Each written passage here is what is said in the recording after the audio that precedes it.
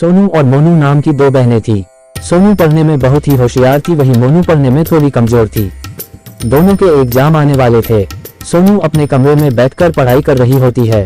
तभी मोनू आती है और कहती है कि अरे सोनू, तुम अभी तक पढ़ रही हो, चलो साथ में खाना खाते हैं फिर खेलने चलते हैं। जवाब में सोनू कहती है कि अरे बस थोड़ा सा पढ़ लेती हूँ, वरना टीचर मुझे डांटेंगी और अगले हफ्ते से हमारी एग्जाम भी तो नजदीक आ रही है। सोनू अपने समय का सदुपयोग करना जानती थी, वहीं मोनू अपने समय का सही से इस्तेमाल करना नहीं जानती थी। वह हर काम को कल पर ही टाल देती थी। सोनू ने मोनू से पूछा, क्या तुम्हारा प्रोजेक्ट कंप्लीट हो गया?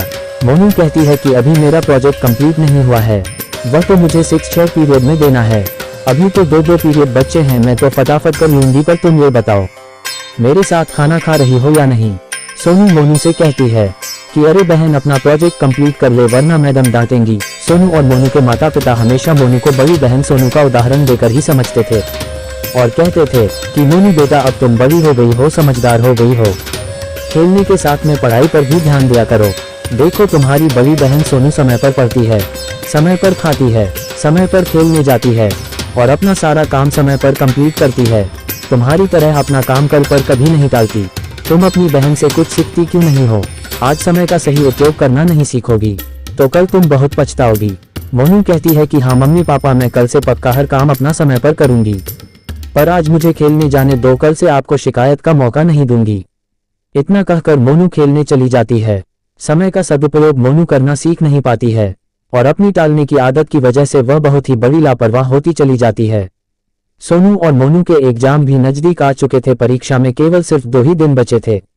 सोनू और मोनू के पिताजी दोनों को समझते हैं और कहते हैं कि बच्चों, अगले हफ्ते सोमवार से तुम दोनों के एग्जाम शुरू हो जाएंगे, खूब मन लगाकर पढ़ना। पर बेटा मोनू, मुझे तुम्हारी बड़ी ही फिक्र होती है कि बेटा तुम हमेशा अपना काम टाल देती हो। अपना काम कभी भी कल पर नहीं टालना चाहिए। तुम अपनी बहन सोनू से कुछ सीख लिया करो और सभी पाठ समय से पढ़ लेना और एग्जाम की तैयारी अच्छे से करना। Best of luck. इतना कहकर सोनू और मोनू के पिताजी बाहर चले जाते हैं।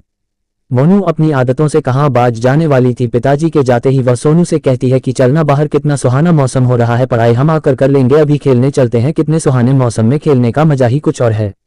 सोनू कहती है कि मैं नहीं जाऊंगी और तुम्हें भी नहीं जाना चाहिए। यदि हम अपने समय को यूं ही बर्बाद कर देंगे तो परीक्षा के वक्त हम क्या पेपर में लिख कर आएंगे। सोनू की बात का मोनू पर कोई भी असर नहीं होता है और मोनू कहती है कि तुम अपनी पढ़ाई करती रहो, मैं तो चली बाहर खेलने। कुछ देर के बाद सोनू खिड़की खोलकर देखती है कि मौसम बड़ा ही खतरनाक हो रहा था। आंधी तूफान जोर जोर से चल रहे थे। उसे इस बात की फिक्र सता रही थी कि यदि मौसम इसी तरह से रहा और बिजली चली गई तो मैं अपना पाठ कैसे कंप्लीट करूंगी। इसी बात की चिंता सोनू को सताती है और सोनू खिड़की से मोनू को आवाज लगती है और कहती है कि मोनू वापस आ जाओ और आकर अपनी पढ़ाई कंप्लीट कर लो, वरना लाइट चली गई तो तुम पढ़ नहीं पाओगी, पढ़ोगे नहीं तो परीक्षा में क्या लिख कर आओगी, जल्दी से अंदर आ जाओ। उधर से मोनू चिल्लाती है और कहती है चिंता मत करो सोनू दीदी, अभी तो दोपहर का वक्त है, रात को मैं बैठकर फटाफट पढ़ लूंगी और सारे पाठ खत्म कर दूंगी। मोनू खेल में इतनी दीवानी हो चुकी थी कि उसे वक्त का पता ही नहीं चला। शाम के वक्त मोनू अपने घर लौटती है और घर आकर देखती है कि घर पर बिजली नहीं है और ये देखकर वह जोर से रोने लगती है और कहती है माँ, बिजली भी नहीं है, अब मैं कैसे पढ़ाई करूंगी, पता नहीं बिजली कब तक आएगी। यदि बिजली नहीं आई तो मैं परीक्षा में क्या लिख कर आऊंगी, क्योंकि मैं अभी तक बिल्कुल भी पढ़ाई नहीं की है, मैं तो फेल हो जाऊंगी। और खूब जोर जोर से रोने लगती है। सोनू ने कहा, मैंने कहा था ना मोनू तुम्हें कि तुम घर लौट आओ, तुम मेरी बात क्यों नहीं सुनती हो? मैंने तुम्हें 1 हफ्ते पहले ही समझाया था कि समय का सदुपयोग करो, खेल में ज्यादा दिमाग मत लगाओ, पढ़ाई पर ध्यान दो, समय पर पढ़ाई करना चाहिए तुम्हें, लेकिन तुम्हें कोई भी बात समझ में क्यों नहीं आती है। मोनू रोते हुए अपने मम्मी पापा और बड़ी बहन सोनू से माफी मांगती है और कहती है कि अब से मैं ऐसी गलती दोबारा नहीं करूंगी, मैं अपने समय का सदुपयोग करूंगी। फिर सोनू मोनू से कहती है कि कोई बात नहीं, मैं तुम्हारी मदद करूंगी, क्योंकि मैंने अपनी पढ़ाई पूरी कंप्लीट कर ली है, मैं तुम्हें भी पढ़ा दूंगी।